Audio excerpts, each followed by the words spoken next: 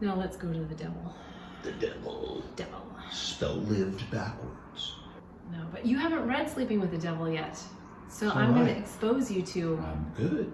Let's go. No, because I don't want to spoil No, this part. it's okay. You won't be. I want to hear you read a different chapter. It's good. It's better that I haven't heard. It's good to hear a chapter I haven't heard. Is that a hard one? Oh, yeah, I'm trying to find like the harder part of it. Because I can see your face change. Even as she's like, well, that memory, those memories. But that's why it's like music. Because it has that emotional, the hard part now, the sinister, the devil. Well, this part, I don't know if this is the hardest part, but I'm going to just say it.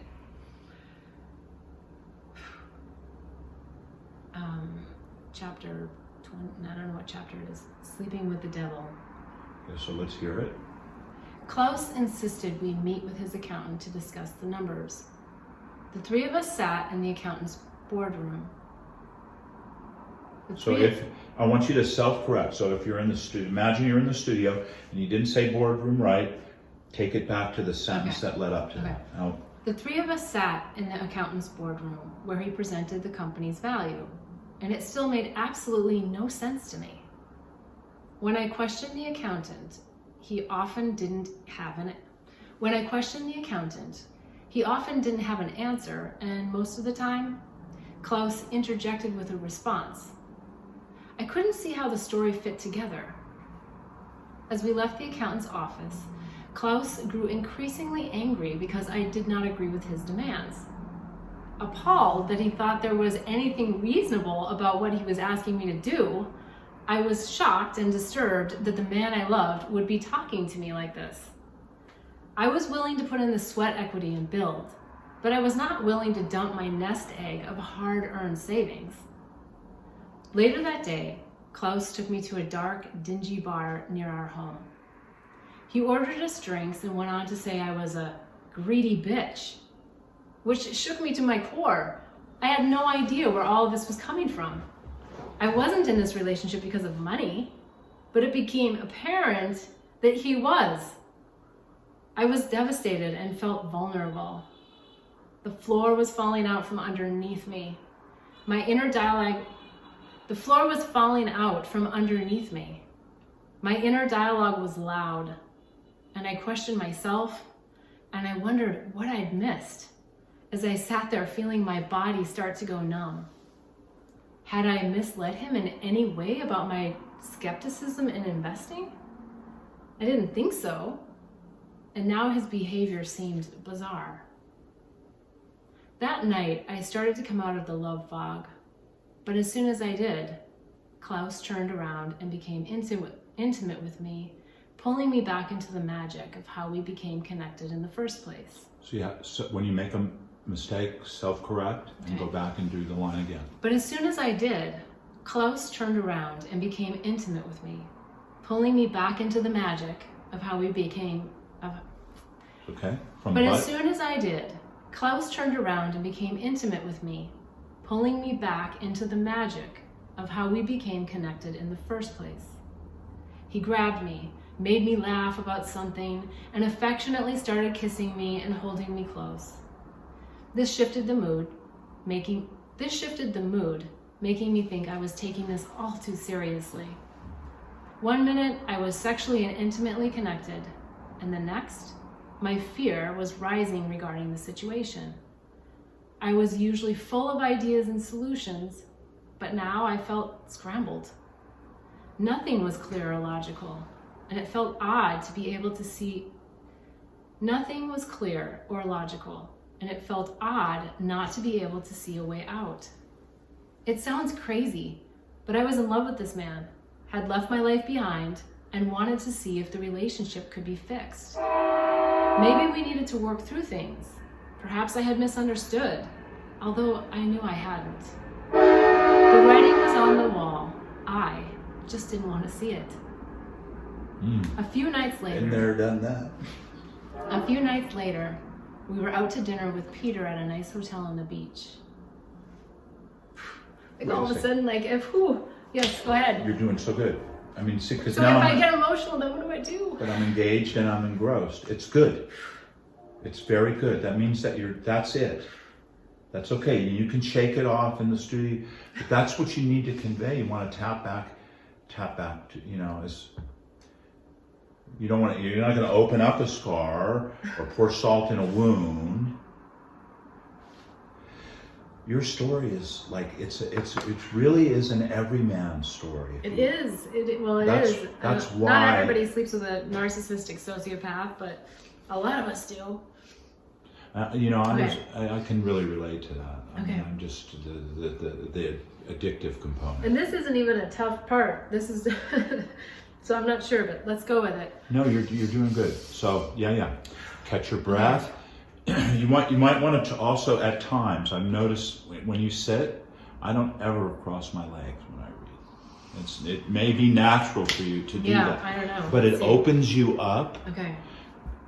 And there's a constriction that will actually kind of come into your voice a little bit. Okay. So I kind of just, but I'm not saying don't cry. If it's comfortable for you to do that, don't. Make sure I'm not cutting off my energy. Exactly. Anyway. Yeah. Okay. A few nights later, we were out to dinner with Peter at a nice hotel on the beach. After dinner was served, Klaus became vulgar and condescending to me in front of his son. The only way I could see stopping it was to walk away, as the conversation wasn't appropriate for a child, and I was about to burst into tears. As I left the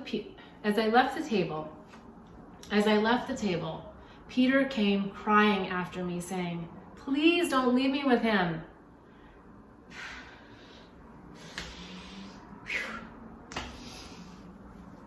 It's like I'm channeling that child's energy. How old was Peter?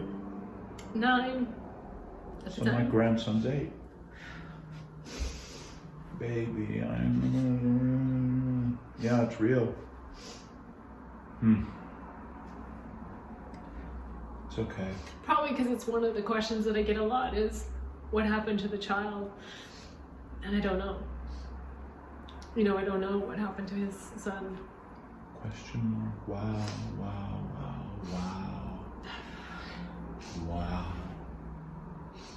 All I can tell you is I feel that just experience, from my experience, I can relate to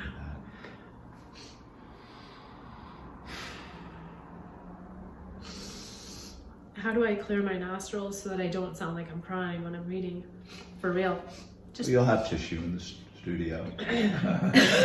You'll blow your nose. Just suck the snot back in there. Yeah, suck it up. Just suck it up. Young lady. North Dakota women, suck it up. Suck it up. You wrote it yourself. Just suck it up. Okay. What? No, I'm almost there. Hold on. It's good. It's so good. It's good.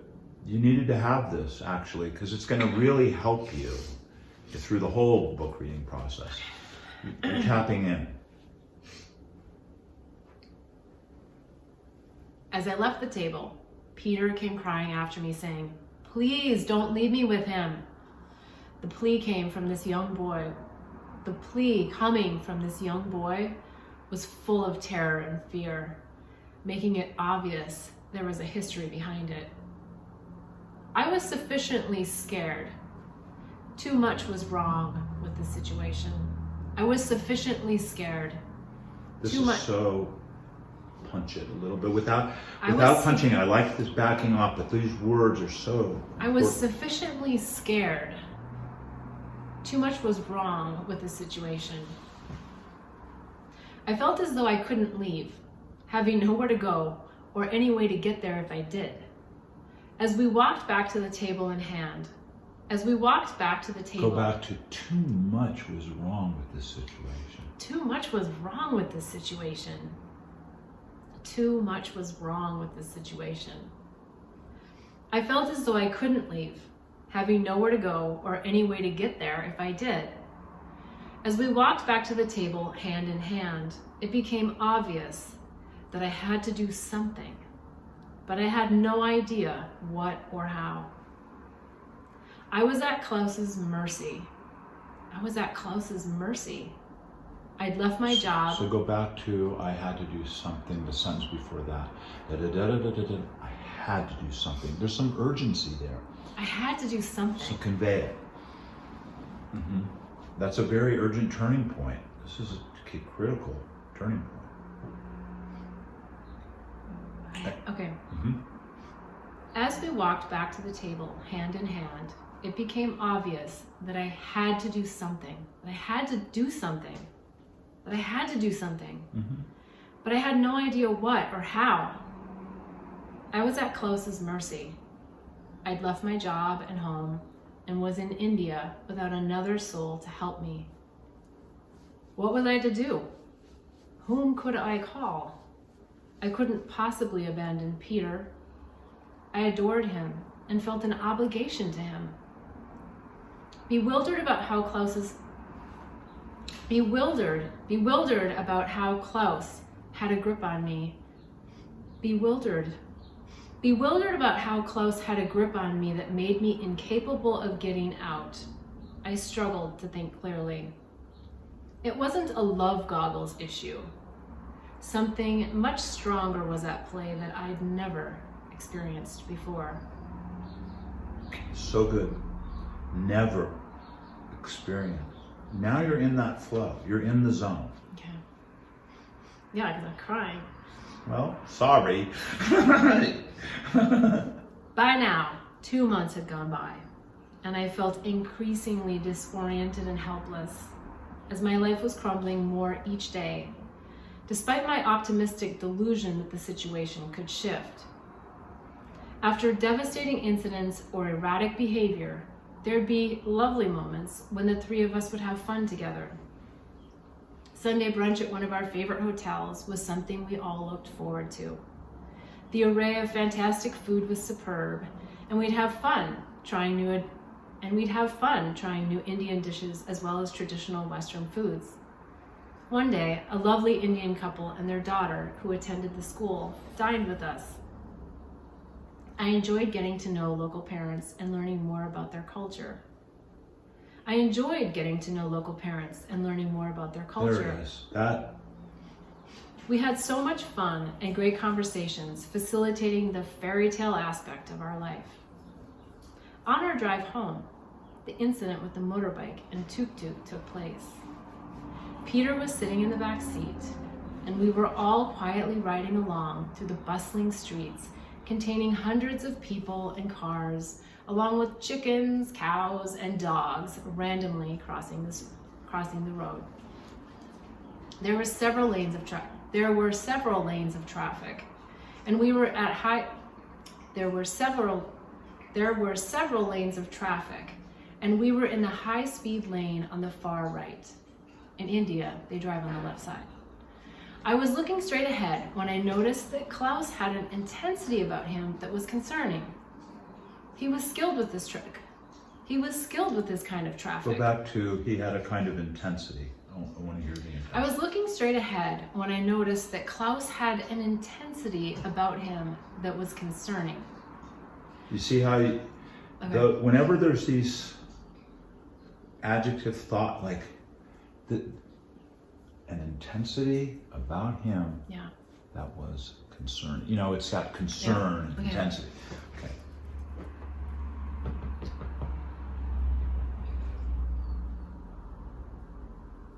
I was looking straight ahead when I noticed that Klaus had an intensity about him that was concerning. He was skilled with this kind of traffic, and I was always impressed with his ability to navigate calmly through the streets. However, something about this situation felt different. I noticed him glancing back and forth at the rearview mirror with some level of concentration. Moments later, he made a quick movement with the steering wheel, swerving us to the left and then back into our lane. In that instant, I glanced to the left, seeing a motorcyclist smash into a tuk-tuk in the lane next to us. So how do I say that with more emotion? In that instant, I glanced to the left. I glanced to the left. Seeing a motorcyclist smash into a tuk-tuk in the lane next to us. It all happened so instantaneously, and I heard the eerie sound of metal on metal. The rider quickly disappeared from view, and Klaus stepped on the gas and sped away.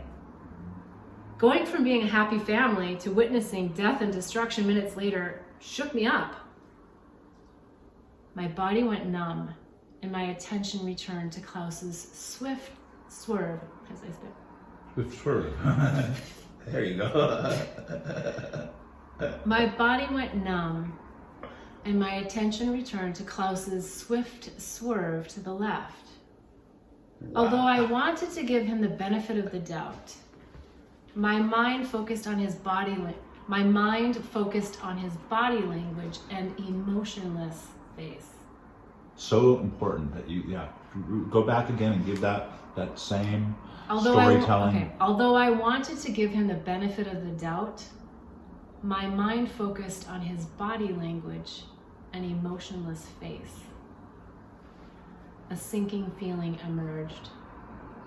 Klaus appeared to have intentionally cut off the motorbike. I immediately questioned myself, wondering if I was making this all up.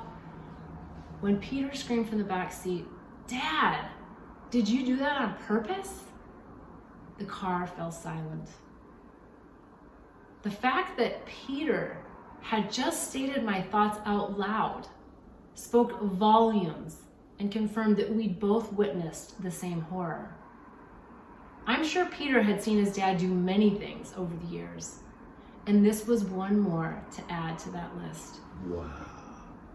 Stunned and in shock, I contemplated the danger Peter and I might be in, with a madman at the wheel. So good. I don't want to cry again. So good. I began shaking as Klaus quickly pulled off the main road. I began shaking as Klaus quickly pulled off the main road and onto a side street, navigating back to the house. As he continued to check whether someone was following us, he yelled at me, "What's your problem?" Petrified, I didn't respond for fear of any retaliation. Was he really capable of intentionally killing another human? Or was my perception of this situation all wrong? I didn't think so. And I needed to find an exit plan from this nightmare. I didn't think so. That's not a good sentence. I didn't think so. And I needed to find an exit plan from this nightmare. So, that sentence, does it start with the word and? It's written badly. No, it starts with and. Wherever that and is, it's the and that you could lose probably.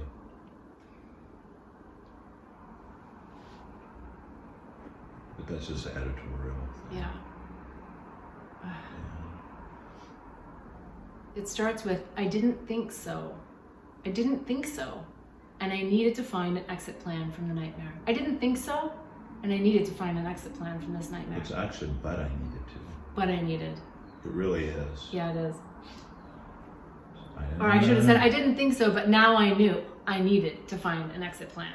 Right? But it's not written that way. Yeah, it's all right. You can take license in the studio. Okay. You're the author. I started investigating the basics of getting to the airport. It wasn't easy to find trustworthy car service companies that were guaranteed to be safe, and I wasn't sure Klaus would let me go if I tried. I needed to get clarity and remain grounded so I could think straight and devise a plan as to how I would leave. Wow. Wow.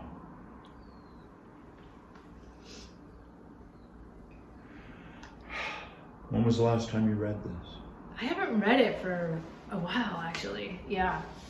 And sometimes I read it and it's like, but I think because I'm being asked to inflict the emotion, I'm like, mode. Absolutely. Yeah.